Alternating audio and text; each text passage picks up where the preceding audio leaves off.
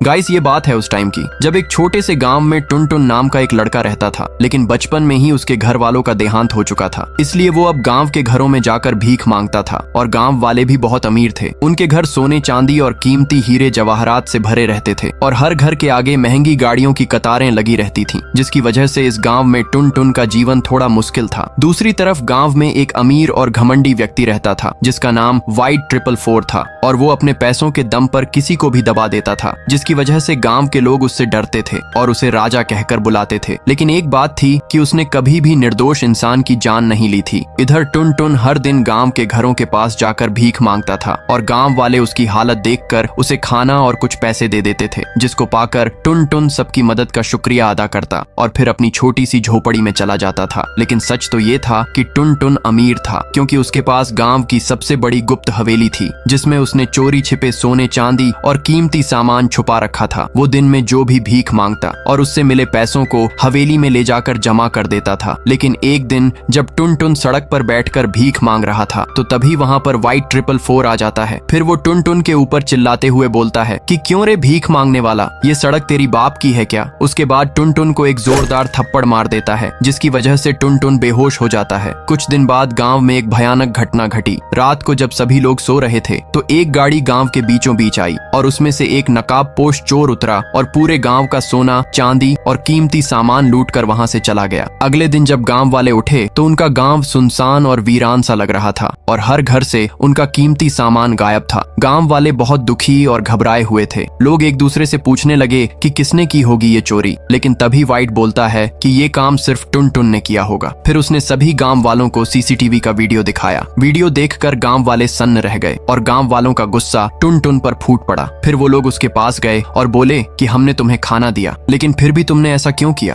और अब तेरे जैसे धोखेबाज को अब गांव में रहने का कोई हक नहीं है। उसके बाद वो लोग उसे मारने लगते हैं और थोड़ी देर बाद टुनटुन बेहोश होकर वहीं पर गिर जाता है। अब टुनटुन गांव में अकेला और तिरस्कृत व्यक्ति बन चुका था और कोई भी उससे बात नहीं करता था। फिर एक दिन टुनटुन वाइट के घर गया और उससे कुछ खाने के लिए भीख मांगी, लेकिन वाइट ने उसे थप्पड़ मारकर बेहोश कर दिया। फिर उसने टुनटुन को गाड़ी में लाद कर सड़क के बीचों बीच रखा और अपनी गाड़ी उसके ऊपर चढ़ा दी, जिसकी वजह से टुनटुन की वहीं पर मौत हो गई। उसके बाद वाइट ने उसकी लाश को एक पेड़ के ऊपर लटका दिया ताकि गांव वालों को लगे कि टुनटुन ने खुदकुशी की है। फिर कुछ देर बाद गांव वाले आए और उसकी लाश को नदी में फेंक दिया। उसके बाद उन्हें लगा कि अब सब कुछ शांत हो गया है और अब गांव सुकून से रहेगा। लेकिन रात होते ही एक उड़ता हुआ पेड़ आसमान में दिखने लगा और वो पेड़ गांव के लोगों को डराने लगा। फिर एक रात उस उड़ती हुई पेड़ ने गांव के एक आदमी को मारा और उसकी लाश को गांव के बीचों बीच पेड़ से लटका दिया। अगली सुबह गांव वाले इकट्ठा हुए और डर से कांप उठे। उसके बाद कुछ लोगों ने बोला कि मैंने भी उड़ती हुई पेड़ देखी है और ये सचमुच डरावना है, लेकिन कई लोग मजाक उड़ाने लगे और इसे अफवाह बताया। उसके बाद हर रात टुनटुन की उड़ती हुई आत्मा गांव में दिखाई देने लगती है और एक डरावनी आवाज गूंजती। फिर जो भी उस आवाज को सुनकर घर से बाहर निकलता तो उसकी लाश अगली सुबह पेड़ पर लटकी मिलती। कुछ दिन बाद रात को रूपक सो रहा था, लेकिन तभी उसको एक डरावनी आवाज सुनाई देती है। फिर वो उठकर बाहर गया, लेकिन वहाँ कोई नहीं था। तभी अचानक उड़ता हुआ पेड़ वहाँ आता है और टुनटुन बन जाता है। फिर वो रूपक को एक झटके में बेहोश कर देता है। अगली सुबह उसकी लाश भी पेड़ पर लटकी मिली। गांव में अब दहशत का माहौल था। लोग अपने अपने घरों में कैद हो गए और कई तो गांव छोड़कर भागने लगे। लेकिन इसी बीच गांव में महाराज राइस्टार आया। उसकी आवाज में एक अजीब सी ताकत थी और वो गांव वालों से बोलता है कि टुनटुन ने चोरी नहीं की थी, वो बेचारा तो निर्दोष था और असली चोरी तो वाइट ने करवाई थी, लेकिन तुम लोगों ने उसकी हत्या कर दी बिना सोचे समझे। उसने जब गांव में आकर खाना मांगा तो तुम सबने उसे लात मारी और एक दिन वाइट ने उसे सड़क पर बेहोश कर गाड़ी से कुचल दिया और उसकी लाश पेड़ पर टांग दी ताकि उसकी चोरी का राज हमेशा के लिए मिट जाए, और तुमने उसे आत्महत्या समझकर नदी में फेंक दिया। अब उसकी आत्मा बदला लेने आई है। महाराज राइस्टार की बातें सुनकर गांव वाले हिल गए। उसके बाद राइस्टार अचानक वहां से गायब हो जाता है। फिर चारों ओर काला अंधेरा छा गया। बिजली कड़कने लगी। डर से लोग इधर उधर भागने लगे। रात होते ही टुनटुन की आत्मा गांव में दिखने लगी। उसके बाद वो लोगों को डराकर मारने लगता है और एक ही झटके में कई लोग मौत के आगोश में चले गए। गांव के लोग रात होते ही अपने घरों में छुप जाते थे। White 444 भी डर के मारे छुपा हुआ था। फिर एक रात टुनटुन गांव के हर घर के बाहर अजीब सी मशीन रखता है। जो भी व्यक्ति मशीन के पास जाता तो वो मशीन उसे अपनी जादुई शक्ति से मौत के घाट उतार देती और अगली सुबह पेड़ पर फिर से लाश लटकी मिलती। साथ में पेड़ के नीचे वही मशीन पड़ा हुआ था। गांव वाले मशीन को देखकर दंग रह जाते हैं। फिर अचानक से मशीन टुनटुन के रूप में बदल जाती है और आसमान में उड़ जाती है। गांव वाले डर से अपने घर की ओर दौड़ जाते हैं। फिर एक दिन महाराज आज राइस्टार फिर से गांव में आया। उसके बाद वो गांव वालों से बोलता है कि टुन टुन तब तक शांत नहीं रहेगा जब तक उसका हत्यारा वाइट जिंदा है, इसलिए वाइट की बलि देनी होगी, फिर सब कुछ शांत हो जाएगा। इतना बोलकर राइस्टार वहाँ से गायब हो जाता है। उस रात वाइट सो रहा था, लेकिन अचानक टुन टुन की आत्मा घर में घुस जाती है। फिर अगली सुबह वाइट की लाश पेड़ पर लटकी मिली। गांव वाले अब और भी घबराए हुए थे। तभी टुन टुन की आत्मा प्रकट होती है और बोलती है कि मेरा बदला पूरा हो चुका है, लेकिन अगर तुम्हें शांति चाहिए तो मेरी लाश नदी से निकाल कर जला दो, तभी मैं मुक्त हो पाऊंगा। फिर गांव वाले तुरंत नदी पर गए, उसकी लाश निकालकर शमशान घाट पर जला दी। उसके बाद टुन टुन की आत्मा प्रकट हुई और गांव वालों को आखिरी बार धन्यवाद कहा, फिर धीरे धीरे गायब हो गया। अब गांव में फिर से शांति छा गई, लोग फिर से खुशहाल हो गए और गांव में अमीरी लौट आई। लेकिन ये खुशियां ज्यादा दिन नहीं टिकी, क्योंकि जो खतरा अभी टला था वो फिर से लौटने वाला था, एक नए अंदाज में। फुर्सतगंज नाम सुनते ही लगता था जैसे यह गांव शांति और सादगी की मिसाल हो। चारों ओर हरियाली, चिड़ियों की चहचहाहट और लोग जो प्यार से रहते थे। लेकिन ये सब दिन के उजाले तक ही सच था, क्योंकि जैसे ही रात होती फुर्सतगंज की सड़कों पर एक सन्नाटा छा जाता, गहरा, ठंडा और खौफनाक। हर रात गांव की गलियों में एक गाड़ी आती, बिना किसी आवाज के रुकती और उसमें से उतरता था एक नकाब पोश आदमी। कोई नहीं जानता था वो कौन है, कहां से आता है और क्यों लोगों को मारता है, लेकिन इतना तय था जो भी रात में घर से बाहर निकला अगली सुबह उसकी लाश जरूर मिलेगी और साथ में लकड़ियों का बंडल। गांव के लोग अब डर के साए में जी रहे थे। बच्चों को शाम ढलने से पहले घर बुला लिया जाता, दरवाजों पर ताले लग जाते। सब कहते कि रात में बाहर मत निकलना वरना वो आ जाएगा, और जो इस बात को हल्के में लेता वो फिर कभी नहीं दिखता। दरअसल ये महाराज राइस्टार का ही गांव था, लेकिन वो अब किसी श्राप की वजह से शक्तिहीन और गरीब हो चुका था। पर वो सीधा साधा गरीब लेकिन दिल का अच्छा था। एक दिन उसकी माँ की तबीयत इतनी बिगड़ गई कि डॉक्टर ने कहा कि इलाज चाहिए तो 5 लाख रुपए दो। राइस्टार के पास तो फूटी कौड़ी भी नहीं थी। फिर वो सोच में डूबा ही था कि तभी उसके दोस्त ज्ञान भाई ने बताया कि फुर्सतगंज में एक नया टीवी शॉप खुला है जहाँ काम करके अच्छा पैसा कमाया जा सकता है। फिर माँ के इलाज की उम्मीद में राइस्टार बिना सोचे समझे टीवी शॉप में नौकरी पकड़ लेता है। फिर वहाँ उसकी मुलाकात होती है नेहा से, जो कि एक सीधी सादी मगर डरी हुई लड़की थी। उसके बाद नेहा धीरे से राइस्टार से बोलती है कि सुनो यार, इस गांव में कुछ भी सही नहीं है, रात में मत रुकना नहीं तो बहुत बुरा होगा। राइस्टार डर गया, लेकिन मजबूरी थी। माँ की हालत सोचकर वह काम करता रहा। शाम होते ही शॉप के सारे मजदूर अपना काम छोड़ जल्दी जल्दी भाग जाते। नेहा भी रोज राइस्टार को गाड़ी से घर छोड़ने लगी और इधर हर रात वही गाड़ी आती, वही नकाब पोश आत्मा और एक नई लाश छोड़ जाती। धीरे धीरे गांव अब कब्रिस्तान बन चुका था। एक सुबह राइस्टार और नेहा काम पर जा रहे थे तो उन्होंने देखा कि सामने भीड़ जमा है। फिर राइस्टार दौड़कर पहुंचा और जो देखा तो उसकी रूह कांप गई। एक आदमी की कटी हुई लाश खून से लथपथ जमीन पर पड़ी थी। फिर राइस्टार डरते हुए बोलता है कि ये किसने किया। नेहा कांपते हुए राइस्टार से कहती है कि शायद वही था। फिर एक दिन राइस्टार नेहा से कहता है कि नेहा, आज मैं थोड़ा लेट आऊंगा। नेहा डरते हुए बोलती है जो भी कर, पर रात से पहले लौट आना। लेकिन उस रात वो कुछ ज्यादा ही लेट हो गया। फिर वो पैदल घर पर लौट रहा था, लेकिन तभी अंधेरे रास्ते पर कुछ अजीब सी आवाज गूंजने लगी और फिर उसे सामने से वही गाड़ी आती दिखाई दी। राइस्टार छुपने ही वाला था कि उसमें से नकाब पोश आदमी उतरा और पास के घर का दरवाजा खटखटाया। घर में से एक आदमी बाहर आया और अगले ही पल उस आत्मा ने उस आदमी को मार दिया। राइस्टार डर के मारे भागने लगता है, लेकिन तभी उसे किसी ने पीछे से जोर से टक्कर मार दी। उसकी आंखें बंद हो गईं और वो बेहोश हो गया। अगली सुबह गांव में फिर एक लाश मिली, वहीं लकड़ियों का बंडल, जिसे देखकर लोग कांप रहे थे। उसके बाद नेहा राइस्टार को ढूंढती है और उसे एक सुनसान रास्ते पर बेहोश पड़ा पाती है। फिर घर ले जाकर पूछती है कि क्या हुआ यार, तुम वहाँ पर कैसे पहुँच गए। राइस्टार थरथराते हुए कहता है कि मैंने उसे अपनी आंखों से देखा, उसने फिर किसी को मार दिया और फिर मैं बेहोश हो गया। उसके बाद नेहा गहरी सांस लेती है और डरते हुए बोलती है कि जो भी उसे देखता है वो ज्यादा दिन जिंदा नहीं रहता। अब अगला नंबर शायद तुम्हारा भी हो सकता है, प्लीज तुम अपना ध्यान रखना।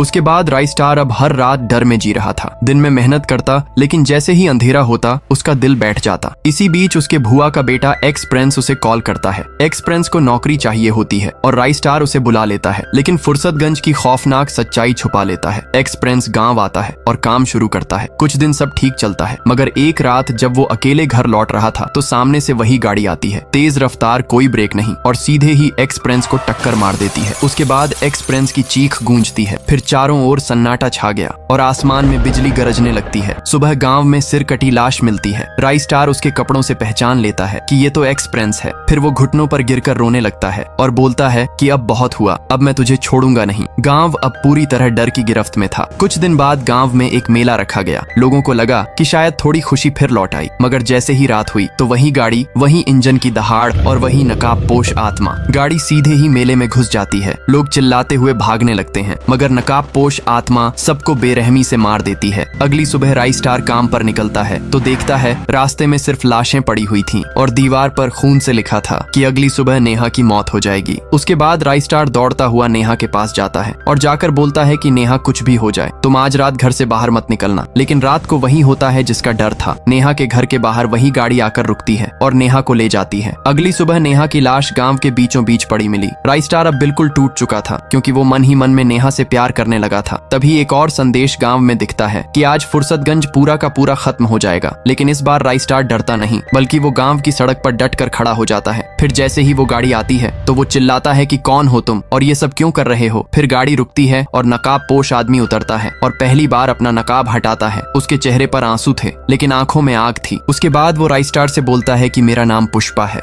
आज से 4000 साल पहले ये फुर्सतगंज एक घना जंगल हुआ करता था। हर पेड़ हर जानवर मेरा परिवार था और मैं उसी जंगल का रक्षक था। लेकिन फिर आई निक्की माफिया। फिर उसने जंगल पर कब्जा कर लिया, पेड़ काटे और जब मैंने विरोध किया तो मुझे भी उसने मार दिया। अब मैं उसी अन्याय का बदला ले रहा हूँ। फिर राइस्टार धीरे से बोला कि अगर मैं तुझे इंसाफ दिलाऊं तो क्या तू हमारे लोगों को छोड़ देगा। फिर पुष्पा की आत्मा बोलती है कि हाँ, लेकिन जब तक निक्की माफिया जिंदा है मैं मुक्त नहीं हो सकता। अब राइस्टार और पुष्पा एक साथ निकलते हैं और गाड़ी निक्की के गुंडों को कुचलती है। फिर आखिर में निक्की सामने आती है। राइस्टार चिल्लाता है कि तेरे लालच ने प्रकृति को मार डाला लेकिन अब तेरा अंत होगा। लेकिन आगे देखने से पहले आप लोग फ्री फायर और चुड़ैल ग्रैनी में से किसे पसंद करते हो? फ्री फायर को पसंद करने वाले सभी लोग वीडियो को लाइक करके चैनल को भी सब्सक्राइब कर लो और कमेंट में आई लव फ्री फायर जरूर से लिख देना। देखते हैं कितने लोग फ्री फायर को सच में पसंद करते हैं। उसके बाद वहाँ पर पुष्पा प्रकट होता है और एक ही वार में निक्की को भस्म कर देता है। फिर गांव से अंधेरा गायब हो जाता है और पुष्पा की आत्मा मुस्कुराकर कहती है कि हर दिन एक पेड़ लगाना तभी मेरा जंगल लौटेगा। इतना कहकर वह आसमान में विलीन हो जाता है। अब फुर्सतगंज में हर दिन एक पौधा लगाया जाता है और पुष्पा को याद किया जाता है। और गाइस, अगर आप लोगों को ये वीडियो थोड़ा सा भी अच्छा लगा तो अपने फ्री फायर वाले दोस्तों को जरूर से शेयर कर देना। मिलते हैं एक नए वीडियो के साथ, तब तक के लिए बाय बाय।